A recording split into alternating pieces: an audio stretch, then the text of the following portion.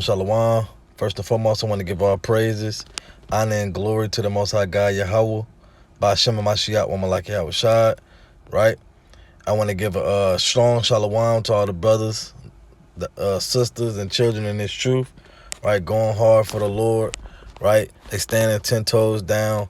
They enduring, right? They keeping the faith. They doing the works in these last days. Man, they actually going out there to the highways and byways, right?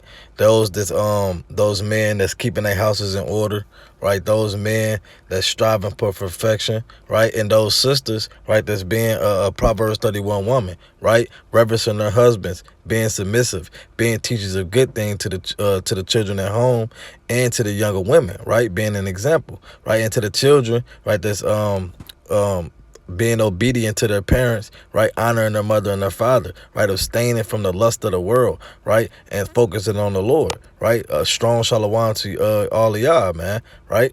And I want to get into this video, right? What the hell is on your mind during the day and during the night, man, right?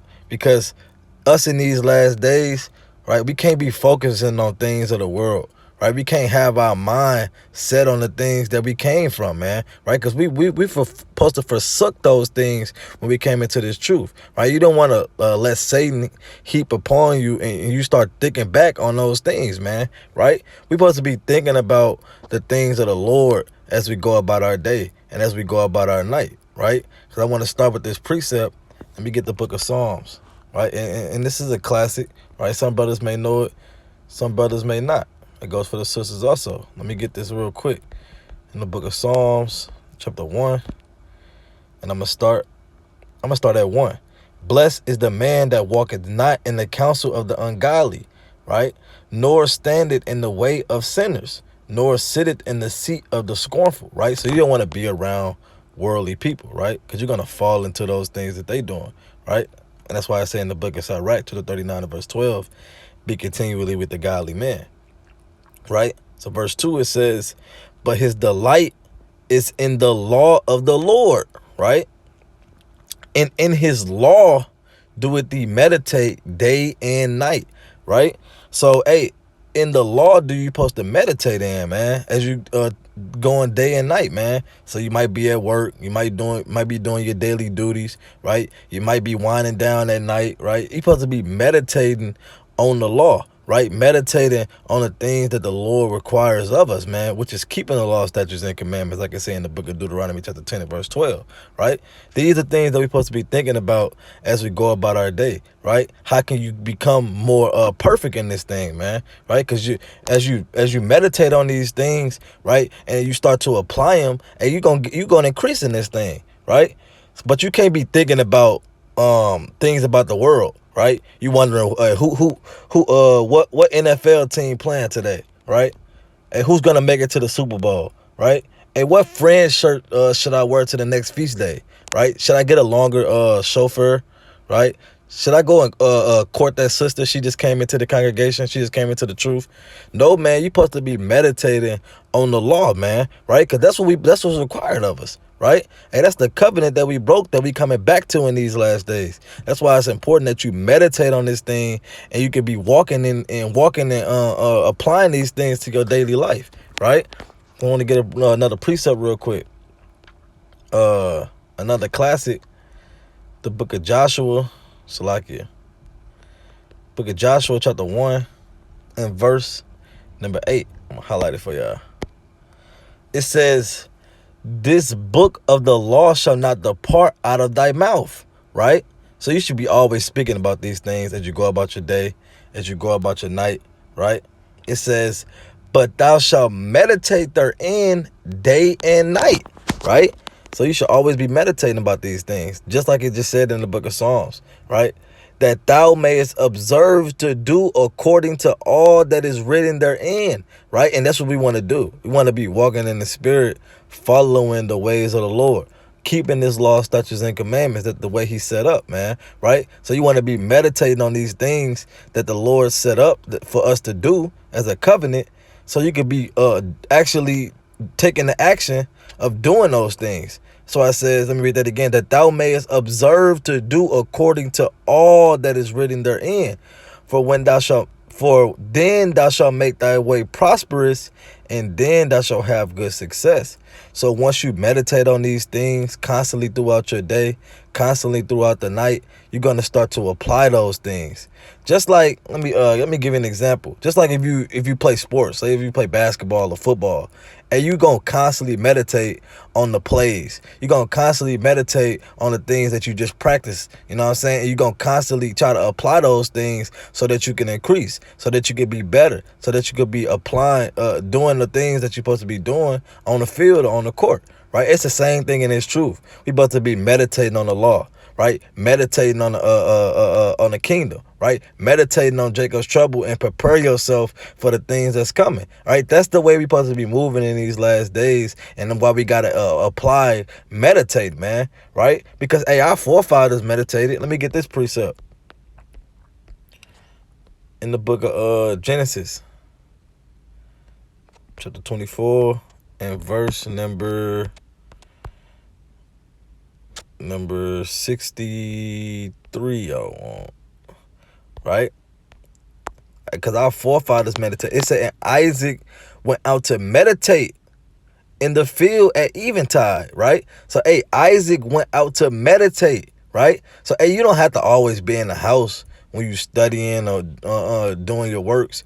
Hey, go out and meditate. Go out and look at the nature. Hey, sometimes I go out and just go sit on my back patio. You know what I'm saying? Just look out in nature, right? And go and meditate, right? Hey, sometimes you got to do these things, man. Go out and meditate, because that's our people like sheep, right? Hey, Jake, he feels at peace when he's out on the grass, man, right? Just chilling, letting the breeze hit him, right? Or we out walking on the sand, right? Hey, we get peace for that. We can meditate. We can clear our mind. We can think about the Lord and glory in his works, man, right? We not like Esau. He got to get a damn thrill out of jumping out of a damn plane, right? Not skydiving, zip lining, and doing all type of wild, dangerous acts, man, right? And we not like that. Hey, brothers got to go out and meditate. Think about the Lord. Think about the things that's coming, man, right? Hey, meditate on the law, right? And you're going to prosper in your ways. You're going to get it increased. The Lord's going to increase you, right? Let me get another precept real quick, because hey, before I get into that, hey, I be meditate when I see certain things that the Lord manifests. Like, hey, I might see I'm always on the way to work, right? And this is a little back road I take. I always see a lot of roadkill, man, and I start to think about Jacob's trouble. I start to think that, hey, these roadkill is going to be actual humans. The Lord said the people is going to be like dung upon the earth, right? And nobody's going to be able to bury them in those days, right? You got to start to meditate on these things when you see certain things in the world, right? We at camp, we always see it's always damn horses downtown. And the Lord said the damn blood of the people he's going to slay is going to be up to the horse's bridle, right? And you got to be meditating on these things. You see an ant, right? And he said, go to the ant, thou sluggard, right? Because the ant's always moving, right? They always doing the work, right? You got to use the things around you, right? To push you in this thing, right? To increase you in this thing. You got to be meditating on these things as you're going about your day, right? So let me get this other precept in the book of, in the Apocrypha, right? It's the book of Sirach, chapter 31, Salaki 39, and verse number 1. It says, but he that giveth this mind, it's all saying the same thing. It says, but he that giveth this mind to the law of the Most High, and is occupied in the meditation thereof, will seek out the wisdom of all the ancient, right? And he said, if you meditate on these things and you're occupied in it, right, and you're going to seek out the wisdom of the ancients, man, right? And who is the ancients? Hey, that's our forefathers, right, who had infinite knowledge and wisdom, man, right? Because the Lord set them up to be his servant, and he gave him all those things to him, man, right? It says, let me read that again from the top. Book of Sirach, chapter 39 and verse 1.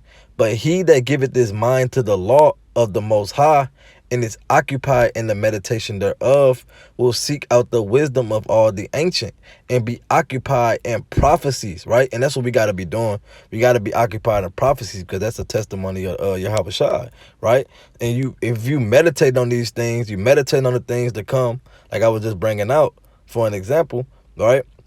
And you're going to be occupied in the prophecies, man, right? Then you're going to start to be ready, man. You're going to be prepared for the day of the Lord, right?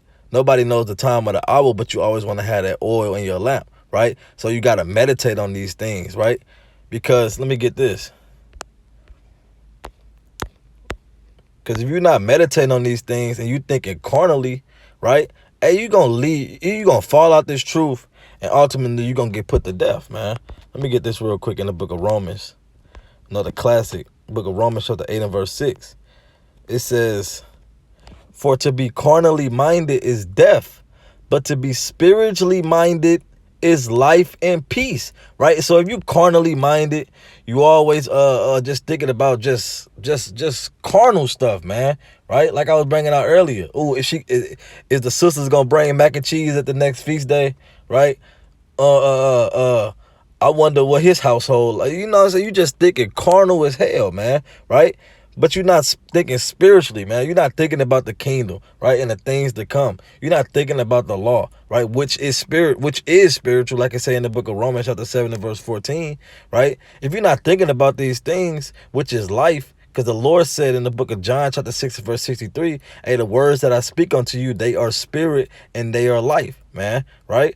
It says, let me read this again. In the book of Romans chapter 8 and verse 6. For to be carnally minded is death, but to be spiritually minded is life and peace, right? So you're going to have life and peace if you spiritually think about the Lord. You spiritually think about the law, statutes, and commandments. You spiritually think about the kingdom, man, right? And the things to come, right? Then you're going to have that life and you're going to have that peace, right? And I ain't going to try to make this too long, right? But let me get another precept. I'm gonna get like a couple more, a few more, and I'm gonna close out. It's the book of Proverbs,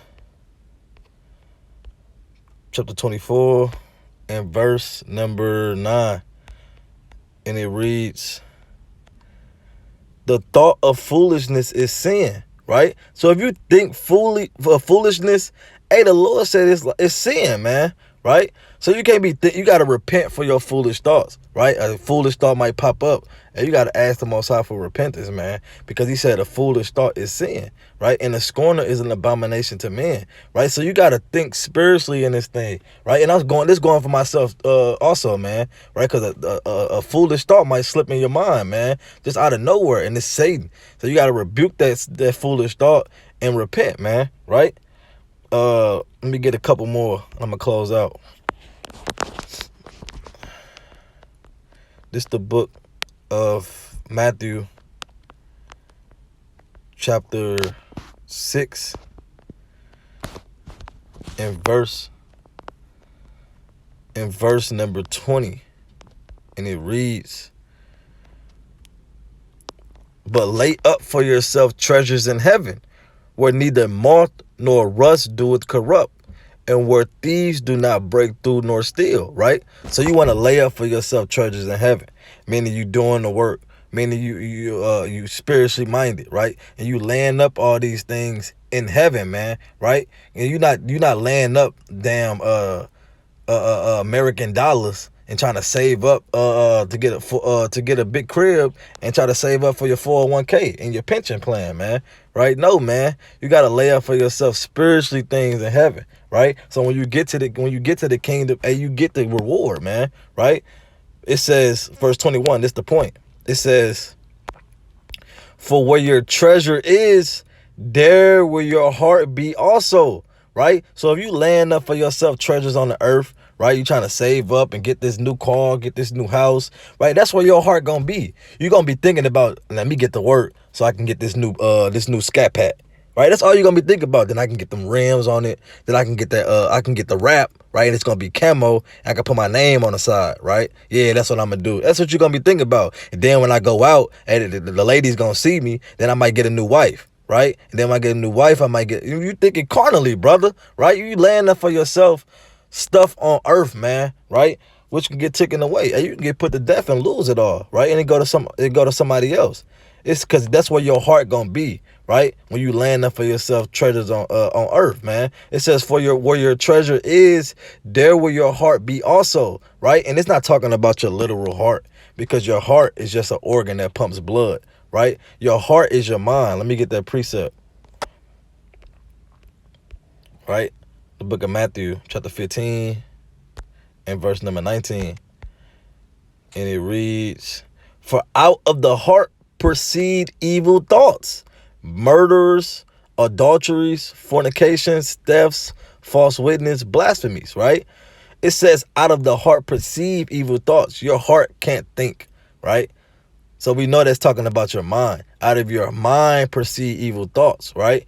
So, hey, you got to meditate on the Lord, right? Meditate on the law, right? Meditate on the things that's coming on the earth, right? And think spiritually, man. Don't think carnally, right? And lay up like you laying up for yourself treasures on earth, right? And that's where your heart gonna be, right? That's where your mind gonna be. So we got to think about the Lord, think glory in His works, right? Think about the law and what you can be doing and to apply to yourself, that you could be perfect in the eyes of the Lord, right? That you could be blameless in the eyes of the Lord, right? So with that, I'm going to close out.